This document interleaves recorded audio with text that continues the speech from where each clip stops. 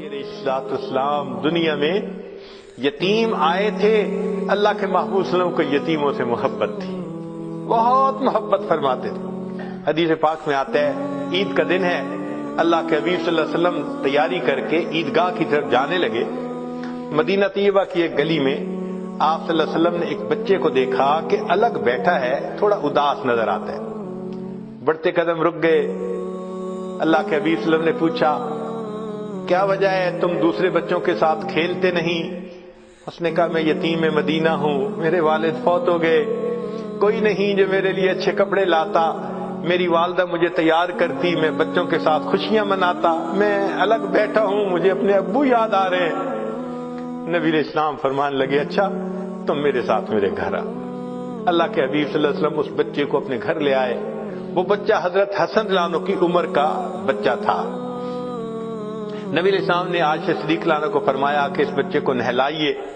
وہ نہلانے لگی تو نبی علیہ السلام نے پیغام بھیج دیا فاطمہ الزہرا رضی اللہ عنہا کی طرف کہ حسن کے کوئی اچھے کپڑے ہو تو وہ بھجوا دیجیے. کپڑے بھجوا دیے. اب عائشہ صدیقہ رضی اللہ عنہا نے وہ اچھے کپڑے پہنائے, ان کو خوشبو لگائی, ان کو سرما ڈالا, سر پہ تیل لگایا, کنگھی کی. نبی علیہ الصلوۃ والسلام کے ساتھ وہ بچہ بڑا خوش تیار عید کے لیے جانے کے لیے. نبی علیہ السلام نے پوچھا یہ بتاؤ کہ تم اپنے والد کے ساتھ کس طرح عید پڑھنے جاتے تھے؟ اس نے کہا میرے والد تو مجھے کندھے پہ بٹھا کے لے جاتے تھے. اللہ کے حبیب صلی اللہ علیہ وسلم زمین پر بیٹھ گئے, فرمایا آؤ آج میرے کندھوں پر بیٹھ جاؤ. نبی علیہ السلام نے اس بچے کو کندھے پہ اٹھا لیا اور کندھے پہ بٹھا کر جب آپ واپس تشریف لائے تو وہ بچے جو مدینہ کی گلیوں میں کھیل رہے تھے انہوں نے اس بچے کو دیکھا, جا رہا تھا تو میلے کپڑے تھے, آ رہا ہے نہایا ہے, سرما ڈالا ہے, خوشبو لگائی ہے, صاف کپڑے ہیں, محبوب صلی اللہ علیہ وسلم کے کندھوں پہ سوار ہے. تو بچوں نے آنکھوں میں ایک دوسرے سے بات کی اور پوچھا کہ کیا معاملہ. اس بچے نے خوشی سے کہا نبی علیہ السلام نے مجھے اپنا بیٹا بنا لیا.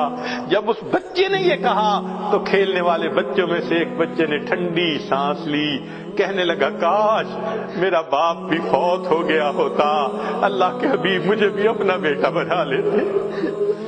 اللہ کے حبیب صلی اللہ علیہ وسلم کو یتیموں سے ایسی محبت تھی. نبی علیہ السلام اس بچے کو لے کے عیدگاہ میں تشریف لاتے ہیں. حدیث پاک میں آتا ہے کہ جب آپ ممبر کے اوپر بیٹھنے لگے وہ بچہ زمین پر بیٹھنے لگا. نبی علیہ السلام نے فرمایا نہیں آج تو زمین پر نہیں بیٹھے گا.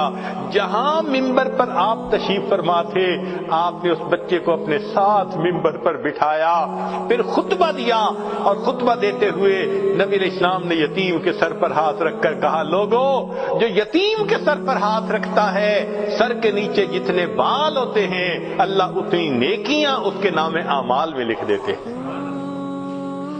اللہ کے حبیب صلی اللہ علیہ وسلم کو یتیموں سے اتنی محبت.